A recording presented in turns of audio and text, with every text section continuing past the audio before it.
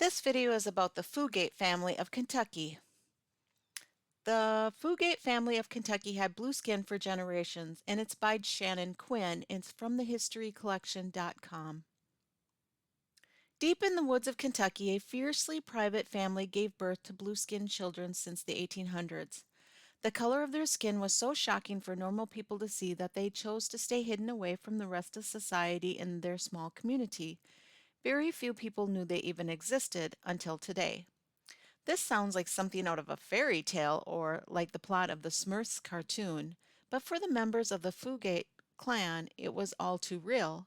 Scientists say that multiple generations of inbreeding resulted in a genetic condition that caused them to be born with a blue skin. It is so incredibly rare, nobody has ever seen an example of it since. This painting of the blue Fugates is all we have left to represent the family, and the credit is allocation. The beginning of the Blue Fugate family. In 1820, a very unique man named Martin Fugate immigrated to the United States from France. He wanted to settle down for a new life in Troublesome Creek, Kentucky. Because the United States offered free land to people willing to settle down there, he was born with blue skin, and his family had abandoned him in an orphanage when he was a baby. They could not handle raising such a different child, and even as an adult he opted to help settle the wilds of Kentucky where no one could see his face. Once he was in Kentucky, he met and married a red-haired woman named Elizabeth Smith.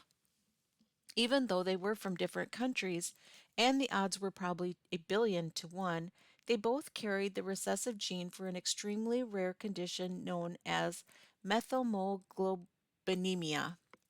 Martin and Elizabeth Fugate would go on to have 7 children together, and 4 of them were born with blue skin.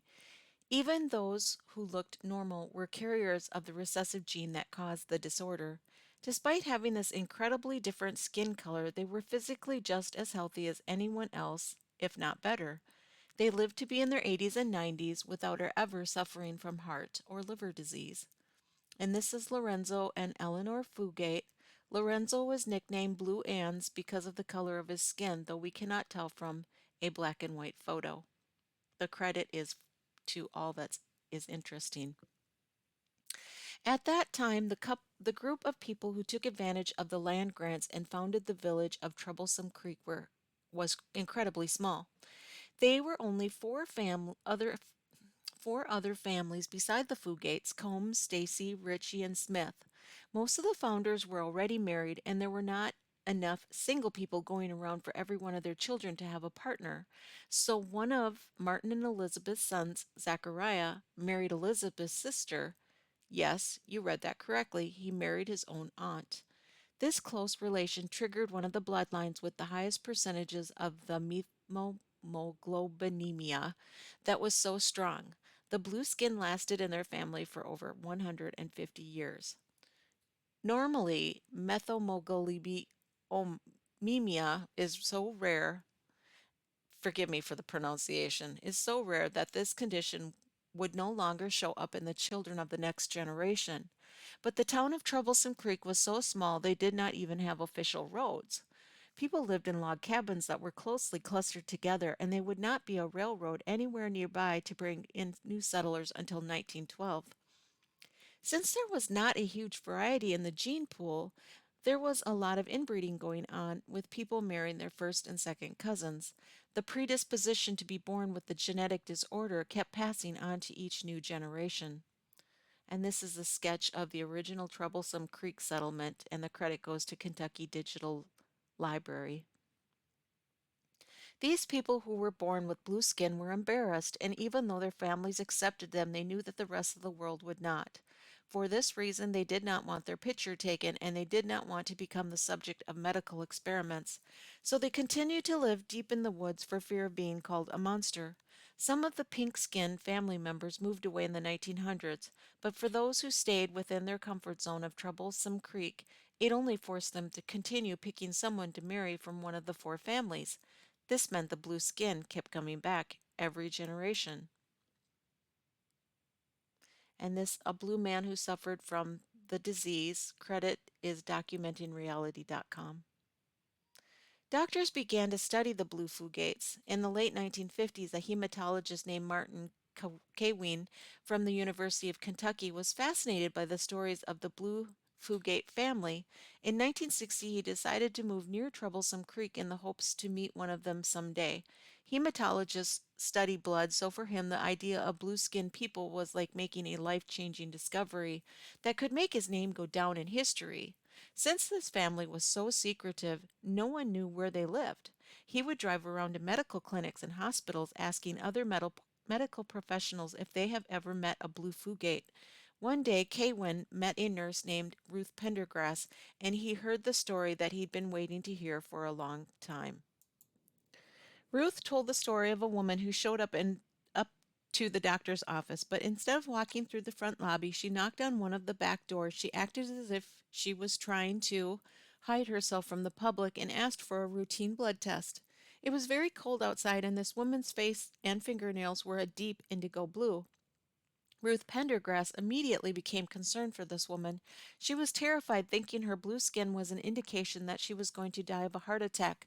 The blue woman quickly explained that she had a skin condition that ran in her family and urged her not to be concerned. Her last name was Combs, and her maiden name was Fugate.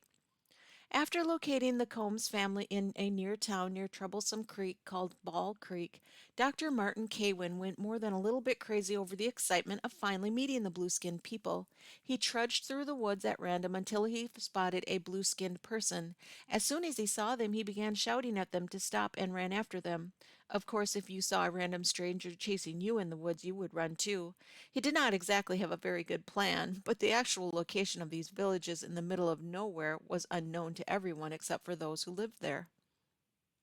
Reenactment of Patrick and Rachel Ritchie speaking to Dr. K. Wayne of credit, screenshot from the TV series Mystery at the Museum. Determined to meet another blue person, Dr. K. Wayne decided it was a better plan to simply stick around town for a while, hoping that again one of the family members would need to go to the doctor again.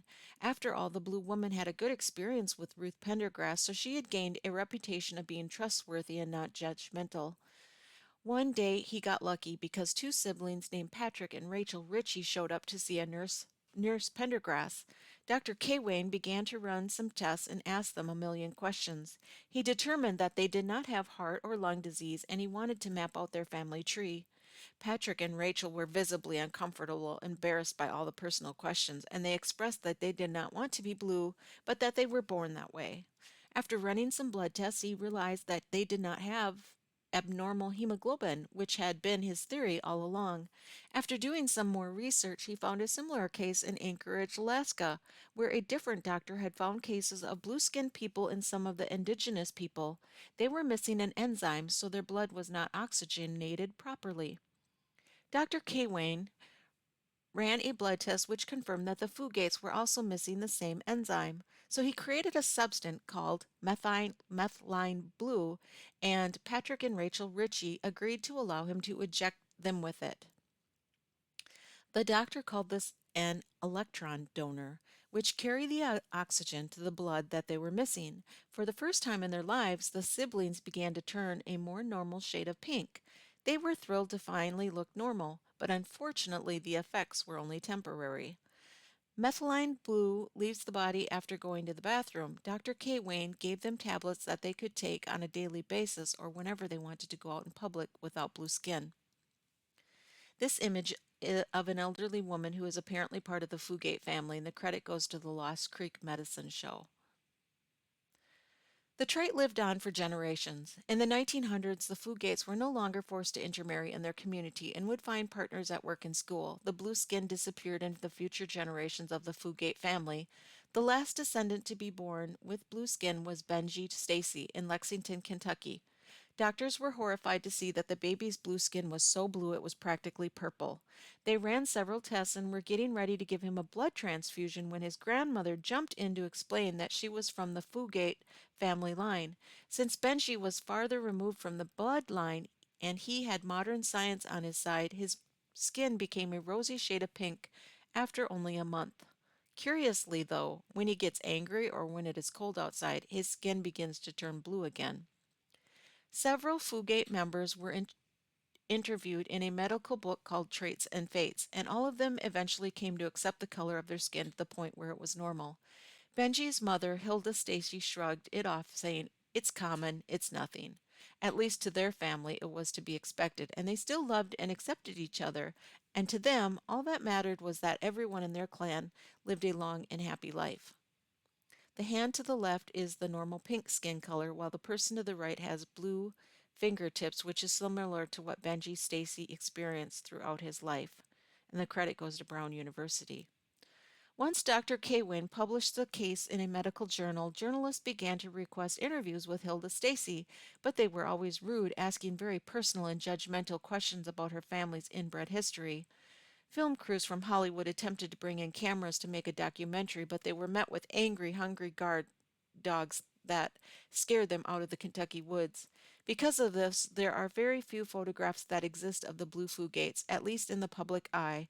Dr. K. Wayne was truly lucky to have met Patrick and Rachel Ritchie and finally solved the mystery of the blue Fugates.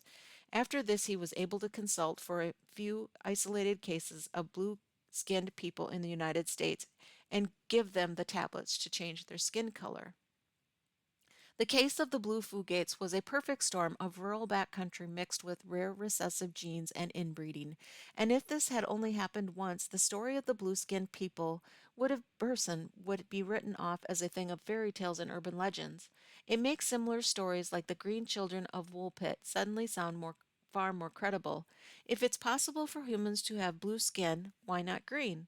We may never see another blue-skinned person born again in the future, but at least we have the Fugates to help us remember that it truly did happen.